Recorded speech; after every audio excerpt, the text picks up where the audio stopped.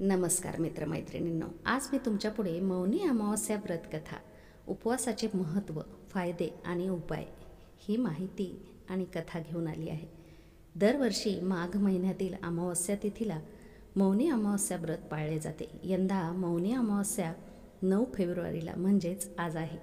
अमावस्या तिथीची सुरुवात 8 फेब्रुवारी म्हणजेच काल रात्री 11:32 असून 9 फेब्रुवारी रोजी म्हणजेच संध्याकाळी 7:58 समाप्त होईल. धार्मिक ग्रंथ आणि ग्रंथामध्ये या अमावस्येचे मोठे महत्त्व सांगितले आहे. मौनी अमावस्येच्या दिवशी जर महोदय योग तयार झाला तर तो अधिक लाभदायक आणि पुण्यवान ठरतो असेही मानले जाते. हे व्रत केल्याने पितृ तृप्त आणि प्रसन्न होतात आणि घरात सुख, समृद्धी आणि वंशवृद्धी होते. जाणून घेऊया मौनी अमावस्या कथा, महत्त्व आणि मौनी अमावस्याच्या व्रताची पद्धत आणि फायदे. मौनी अमावस्या व्रत पद्धत. त्याच्या नावानुसार मौनी अमावस्या हा मौन आणि ध्यानाचा व्रत आहे. आपण दररोज जाणून बुजून किंवा न कळत अनेक गोष्टी बोलतो, ज्यामुळे लोकांच्या भावना दुखावतात आणि नंतर आपण जे बोलतो त्याचा आपल्याला पश्चाताप होतो. म्हणून अध्यात्मासाठी मौन अत्यंत आवश्यक मानले जाते. गृहस्थ कायम मौन उपवास करू शकत नाहीत, म्हणून एक दिवस निश्चित केला आहे ज्यामध्ये गृहस्थांनी आत्मशुद्धीसाठी मौन व्रत पाळण्याची प्रतिज्ञा घ्यावी. मौन अमावस्येला शक्य असल्यास दिवसभर मौन पाळावे आणि भगवान शिव आणि श्री विष्णूंचे मनात ध्यान करावे. मौन पाळणं होत नसेल तर निदान दिवसभर असे काही बोलू नका ज्यामुळे कोणाचेही मन दुखेल. मौनी अमावस्येचे महत्त्व. मौनी अमावस्येची सर्वात मोठी गोष्ट म्हणजे ती माघ कृष्ण चतुर्दशीच्या दुसऱ्या दिवशी येते. माघ कृष्ण चतुर्दशीला शिवाचा विवाह माता पार्वतीसोबत निश्चित झाला आणि दुसऱ्या दिवशी ऋषीमुनींनी देवी देवतांनी शिवाची पूजा केली. भगवान श्री विष्णूंनी देवी पार्वतीच्या विवाह सोहळ्यात तिचा भाऊ बनवून सहभागी होण्याचे मान्य केले होते. आणि या सर्वांशिवाय मौनी अमावस्येची कथा अशीही आहे की समुद्र मंथनाच्या वेळी जेव्हा राक्षस अमृत पात्र घेऊन पळत होते, तेव्हा याच दिवशी अमृताचे थेंब प्रयागसह अनेक ठिकाणी सांडले आणि पडले. त्यामुळे मौनी अमावस्येला प्रयागासह इतर तीर्थक्षेत्रात स्नान करून दान धर्म केल्याने अनेक लाभ होतात. मौनी अमावस्या व्रताचे फायदे. माघ महिन्यात तीळ, लोकरीचे कपडे आणि तूप यांचा दिवस खूप शुभ असतो. त्यामुळे मौनी अमावस्येला या वस्तूचे दान करावे. तुम्ही खूप दान करालच असे नाही, पण तुमच्या श्रद्धेनुसार आणि क्षमतेनुसार थोडे दान करता येते.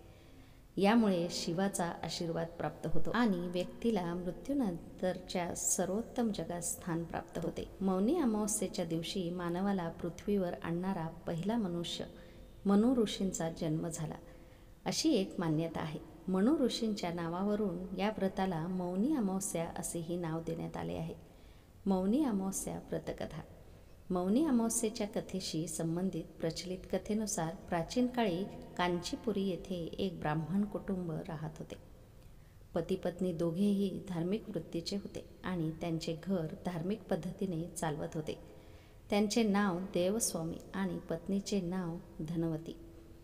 त्याला 7 मुलगे आणि एकुलती एक मुलगी होती. तिचे नाव गुणवती.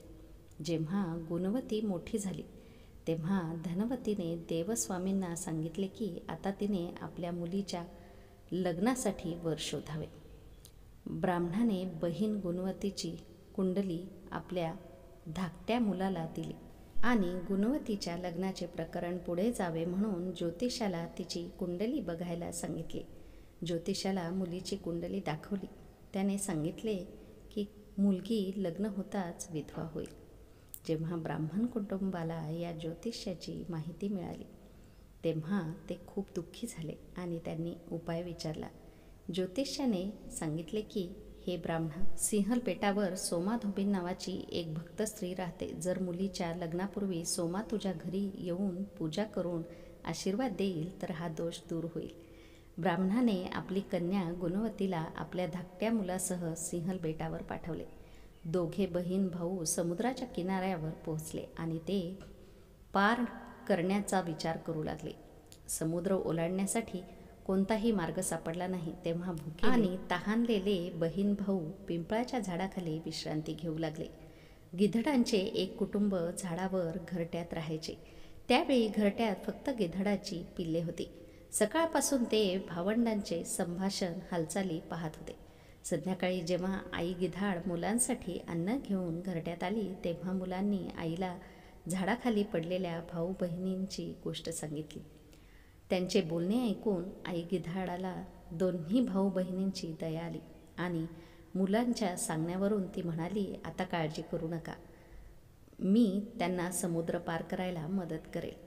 मुलांनी आईचे म्हणणे ऐकले आणि आनंदाने जेवण केले. मुलांना खाऊ घातल्यानंतर आई गिधाड दोघा भावंडाकडे आली आणि म्हणाली की मला तुमच्या समस्या कळल्या आहेत. काळजी करू नका, मी तुमची समस्या सोडवीन आणि तुम्हाला सोमा धोबींकडे नेईन. गिधाडाचे बोलणे ऐकून दोन्ही भावा बहिणींचे मन आनंदित झाले आणि त्यांनी जंगलातील कंदाची मुळे खाऊन रात्र काढली. सकाळ होताच गिधाड दोन्ही भावा बहिणींना समुद्रापार घेऊन सिंहल बेट येथील सोमा धोबीन यांच्या घरी घेऊन गेले. गुणवती सोमा धोबीन यांच्या घराजवळ गुप्तपणे राहू लागली. रोज पहाटेच्या आधी गुणवती सोमाच्या घरी जायची. एके दिवशी सोमाने तिच्या सुनेला विचारले की रोज सकाळी आपले अंगण कोण साफ करत आहे. स्तुतीच्या लोभापोटी सुनांनी सांगितले की हे काम आमच्याशिवाय दुसरे कोण करेल. पण सोमाला आपल्या सुनांच्या बोलण्यावर विश्वास बसला नाही आणि ती रात्रभर जागून राहून रोज सूर्योदयापूर्वी घरी उडी मारणारा कोण आहे हे शोधून काढले.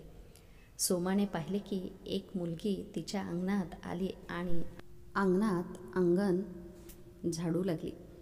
सोमा गुणवतीकडे आली आणि तिने तिला विचारले की ती कोण आहे. ती रोज सकाळी माझे अंगण का झाडत असते. तेव्हा गुणवतीने तिची संपूर्ण गोष्ट सोमाला सांगितली. गुणवतीचे बोलणे ऐकून सोमा म्हणाली, मी तुझ्यासोबत तुझ्या लग्नाला येईल. सोमाने ब्राह्मणाच्या घरी येऊन पूजा केली, पण नशिबापुढे कोणाचे चालेना. विधीचे विधान कोणीही बदलू शकत नाही. गुणवतीचे लग्न होताच तिच्या पतीचे निधन झाले. तेव्हा सोमाने आपले सर्व पुण्य गुणवतीला दान केले. सोमाच्या पुण्यामुळे गुणवतीचा पती पुन्हा जिवंत झाला. पण पुण्य न मिळाल्याने सोमाचा नवरा आणि मुलगा मरण पावला. पण घरातून बाहेर पडण्यापूर्वी सोमाने आपल्या सुनांना सांगितले होते की माझ्या पतीला आणि मुलांना माझ्या परत येण्यापूर्वी काही झाले तर. सुनेने सासूच्या आदेशाचे पालन केले आणि सर्वांचे शरीर सांभाळून ठेवले. दुसरीकडे सिंहलपेटाला परतताना सोमाने पिंपळाच्या झाडाच्या सावलीत भगवान श्री विष्णूंची पूजा केली आणि 108 वेळा पिंपळाच्या झाडाची प्रदक्षिणा केली. या पुण्यप्रभावामुळे सोमा घरी परतताच तिचा नवरा व मुले पुन्हा जिवंत झाली. आता बघूयात मौनी अमावस्या पूजा. मौनी अमावस्येला भगवान शंकराचा रुद्राभिषेक करण्याची परंपरा आहे. अमावस्येच्या दिवशी सूर्य आणि चंद्राचे मिलन होते. अमावस्येच्या दिवशी चंद्र सूर्यापूर्वी मावळतो. साखर, तांदूळ, दूध, दही इत्यादी चंद्राशी संबंधित शुभ्र वस्तूंचे दान केल्यास चंद्र अनुकूल होतो. मानसिक शांती मिळते आणि यश मिळते. आंघोळीनंतर गाय, अन्न, वस्त्र, सोने, चांदी इत्यादी किंवा इतर कोणतेही सुलभ वस्तू दान करणे महत्त्वाचे आहे. दान केल्यानंतर श्री तुळशी, महादेव आणि माता पार्वतीची भक्तिभावाने पूजा करून 108 वेळा पिंपळाच्या झाडाची प्रदक्षिणा करावी. प्रत्येक प्रदक्षिणा करताना पिंपळाच्या झाडाला काहीतरी अर्पण करावे. पिंपळाच्या झाडाची 108 प्रदक्षिणा पूर्ण झाल्यावर सर्व परिक्रमातील सर्व वस्तू ब्राह्मणाला दान कराव्यात. दान करताना मनात म्हणावे, हे अमावस्या, हे दान तुझ्यासाठी आहे. तर मित्रांनो, तुम्हाला ही माहिती, कथा कशी वाटली ते नक्कीच सांगा. आणि हो, लाईक आणि शेअर करायला अजिबात विसरू नका. RD स्टोरीजला सबस्क्राईब करा. पुन्हा भेटूया उद्याच्या कथेमध्ये.